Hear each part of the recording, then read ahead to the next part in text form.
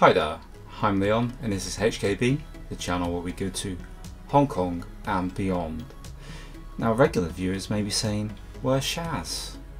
Well, she's at work at the minute, but I thought I'd just nip on here briefly because we both went out last night to the cinema and we had a bit of a treat, to be honest. We both went to see Godzilla Minus One. Now let me give you a little pretext as to why I wanted to pop on and just talk a little bit about this new movie. I historically have not really watched many kaiju movies.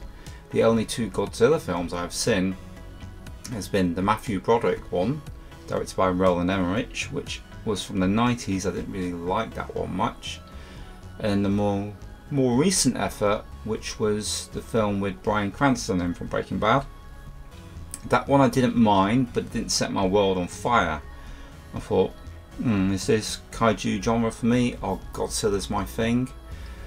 But that being said, this year I've been listening to Heroes 3 podcast quite a bit. Shout out to those guys, great job. And they've been covering the Godzilla movies, the Japanese original ones, and it's been a really fun series. So thank you to those guys for that. And also thank you for kind of turning me on to this. I probably, if I hadn't listened to those, I wouldn't have turned to Shaz and said, hey, can we go and see this Godzilla movie? But we did. And when we sat down in the cinema, lights went out and up came that symbol for Toho films. You know, the one that looks like a sort of star on a blue background. You've got a white circle with Toho in it. I felt kind of warm. It put me in a good place right off the bat. And I thought, is this going to live up to my expectations? Because, you know, rumour had it that it was very, very good. And I knew I was going to be a difficult customer to please. Well, I'm happy to say I was blown away. Shaz was blown away. This really put Godzilla on the map for us as a franchise. And we're so glad that we went to see it.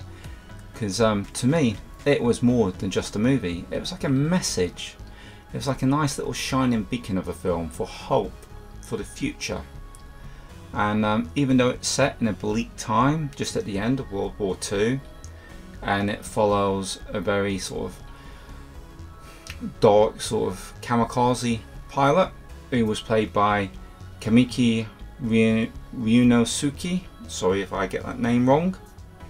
But the pilot Kiyoshi Shikishima, he carries his own baggage in the film. Very, very dark. He kind of blames himself for surviving, if you like. So we have that dark outset, and there's like different characters within the film that sort of make friends with him or have made enemies with him. And there's also other people that come into his life, like a young girl who has a baby that's not hers, and that actress was Minami Hamabi, and she plays Noriko in the film, and she was absolutely fantastic too.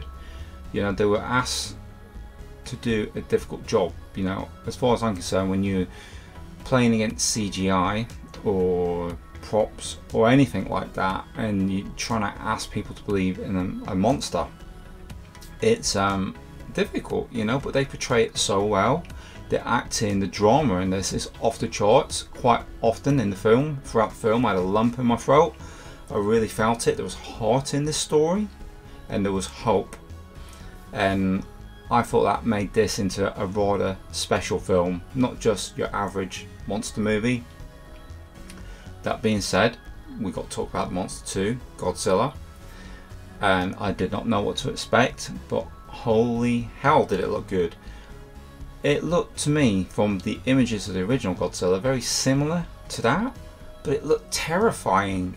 And I had that same kind of tension that I had when I was very, very young and I watched Jaws and I was very anxious gripping the arms of the chair. I was the same thing in the cinema watching this thing. That thing was ferocious. And I think it really added an edge to the story. It punched home really, really hard.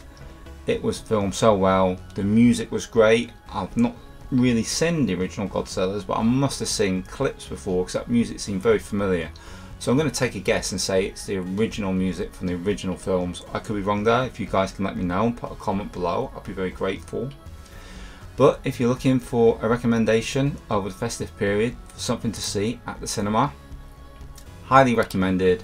Go and check out Godzilla Minus One, one of our top 2 movies of the year. Fantastic job. We'll catch you guys on the next one.